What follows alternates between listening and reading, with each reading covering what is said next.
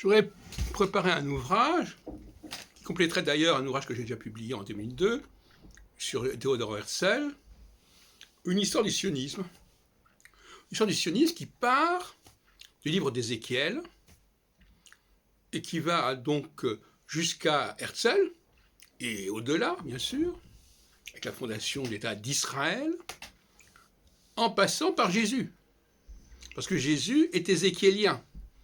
Jésus reprend, et prétend d'ailleurs, en fin de compte, accomplir ce qu'a annoncé Ézéchiel. Quand il dit l'accomplissement des prophéties, il pense essentiellement à Ézéchiel. Et Ézéchiel, qu'est-ce qu'il dit? Il parle du rassemblement des Israélites, perdus et dispersés parmi les nations. Voilà. Et donc finalement, Jésus n'est jamais qu'un épisode de l'histoire du sionisme. Et on n'est pas surpris d'ailleurs de voir que l'installation d'un foyer juif en Israël, en Palestine, est voulue par les évangélistes protestants, chrétiens,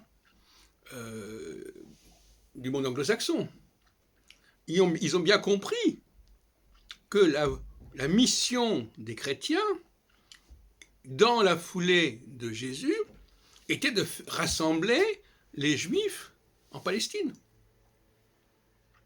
Et là où il y a un problème, c'est qu'il y a des chrétiens qui n'ont pas compris cette vocation sioniste du christianisme et qui croient pouvoir déclarer, sans aucun problème, sans aucun scrupule, que en fait, Jésus n'est pas venu pour rassembler les Israélites, mais il est venu pour évangéliser les païens, en contradiction avec la thèse très sioniste de Jésus, je suis venu rassembler les brebis perdues d'Israël, et pas les païens, dans Matthieu, à 2 reprises. Donc, voyez-vous, il est important de réécrire l'histoire du sionisme, à partir de là, et ce que je vais faire, en intégrant éventuellement ce que j'ai publié il y a maintenant 17 ans, 18 ans même, oui, et qui est lié, ça s'appelle Le sionisme et ses avatars au tournant du XXe siècle, et qui parle notamment des protocoles des sages de Sion. Et c'est intéressant de voir qu'il y a un lien entre le sionisme et l'antijudaïsme et l'antisémitisme.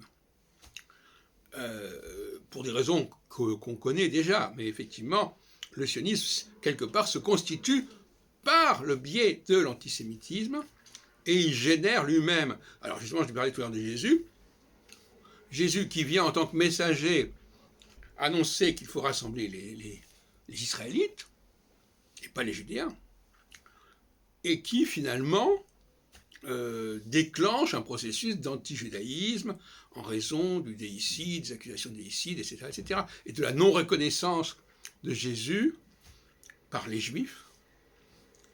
S'ils n'ont pas reconnu, d'abord, premièrement, Jésus n'est pas parvenu, et on n'est pas parvenu avant plusieurs siècles, à rassembler les Israélites, donc de ce point de vue-là, il a échoué. Mais pour cacher cet échec, il nous dit qu'en réalité, ce n'était pas le véritable objectif. Voyez-vous, c'est assez amusant. Et que l'objectif, c'était en réalité de rassembler non pas les Israélites, mais les païens. Bon, c'est une escroquerie intellectuelle, évidemment.